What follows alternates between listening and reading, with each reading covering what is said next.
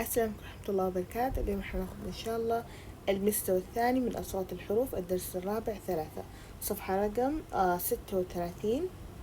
هنا عندنا الآي والبي مع بعض، البي والآي مع بعض ينطق إب إب، مثل ب إب بب بب، اللي هو هذا اللي يلبسوه حق الأطفال اللي هو المريلة. الآي والدي مع بعض إد إد، ركزوا هنا اللي فوق إب إب بالباء، أما اللي تحت بالدال إد إد، مثل كد كد اللي هو الطفل، كد يعني طفل، بيب يعني المريلة حق الأطفال. فهنا الآي والبي إب إب، مثل بب بب حقت الأطفال المريول. وهنا إب إب مثل رب رب اللي هو الضلع. وهنا الآي والدي مع بعض إد إد، مثل كد كد اللي هو الطفل، ولد لد اللي هو غطا، أي غطا اسمه لد لد. كد يعني طفل، ريب يعني الضلع، بيب يعني المريلة حقت الأطفال. صفحة رقم 37. هذا استماع اللي فوق ما عليكم منه، اللي تحت هنا حرف واحد يكون غلط والباقي يكون صح. فكيف نكتب كلمة ريب مثلا؟ فهذه هي تختار كذا، بعدين تكتبوا ريب.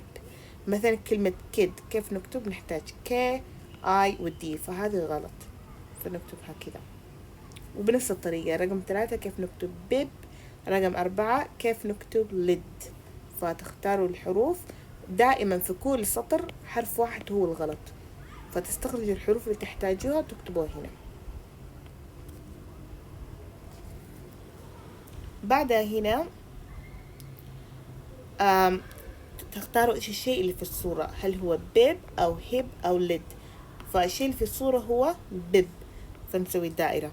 مثل رقم 2 الولد إيش قاعد يسوي؟ زب أو ريب أو سب، فتسوي صح الكلمة الصحيحة. هذا حبر وهذا طفل، فتسووا لهم صح. بعدها هنا تحت تكتبوا كل الكلمات اللي بحرف الاي بي، تنتهي بالحرف الاي بي اللي بالدرس هذا تكتبوه هنا، وكل الحروف اللي بالحرف الاي بي نكتبها هنا، والاي دي نكتبها هنا. اخر شيء هنا قراءة، اللي هو ذا، دائما التي والاتش والاي الثلاثة هذول دائما ينطق ذا بمعنى ال باللغة العربية. فذا كيد كان، هنا رح نقرأ بالفتحة لأنه الأي ينطق فنقول كان. هذه الكلمة معناها use بمعنى يستخدم ink. So the kid can use ink. The kid can use ink. الطفل يقدر يستخدم حبر. He can open a lid. He can open a lid. هو يقدر يفتح غطا. He can open a lid. He can هو يقدر sip and zip، يشرب ويجري.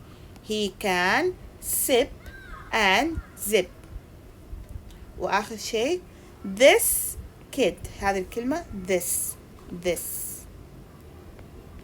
this kid needs a bib. This kid needs a bib. هذا الطفل يحتاج المريل حق الأطفال. بقرأ كلها مرة واحدة. The kid can use ink. He can open a lid. He can sip and zip. This kid needs a bib. فأقرأوا هذا قراءة. بعدها هنا صفحة ناخد الورك بوك. دقيقة نشوف هنا. ايوه اللي هي هذه صفحة رقم 18. هنا تختاروا الكلمات اللي تنتهي بالاي دي، اي واحدة تنتهي بالاي دي، كيد او تيب فتختاروا. وهنا الكلمات اللي بالاي بي، هل هو ريب او ريب او ريب. الاي بي بيب او هيب زي كذا فتختاروا. بعدها هنا تكتب اسم الشيء، هذا بالطول وهذا بالعرض. وهنا كمان نفس الشيء، ليد بالطول كيد بالعرض. صفحة رقم 19 كلمة فيها حرف الآي هل هي pet أو zip. كلمة فيها IB هل هو rib أو sip زي كده. بعدها هنا تحت آخر شيء توصل الصورة للصندوق المناسب. مثلا هنا lib نوصل هنا، بعدين نختار التكملة المناسبة اللي هي هذه lib بمعنى شفة. بعدين هنا نوصل مثلا الضلع rib اللي هو بالاي بي. بعدين هنا kid ID هذه هي. واخر شيء in حرف الاي فقط.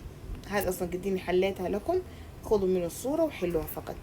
صفحة رقم 20 لهذه الريفيو تقريبا. ايوه هذه الريفيو، فبس لين صفحة رقم 19 حلو. والسلام عليكم ورحمة الله وبركاته.